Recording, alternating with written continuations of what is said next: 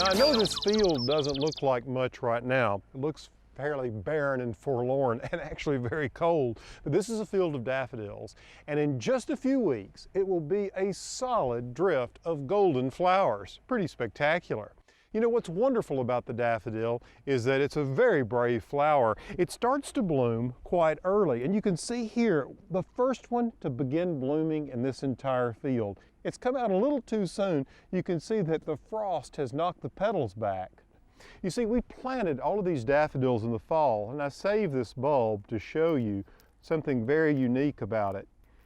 If you split the bulb through the center like this, and you open it, you can see the tiny little flower here. All you have to do is plant it in the proper place and give it the right conditions, and in spring, that flower will emerge out of the bulb and produce a gorgeous bloom. Now, one of the things that I like about the daffodil, beyond the fact that it's just so tough, it's also deer resistant.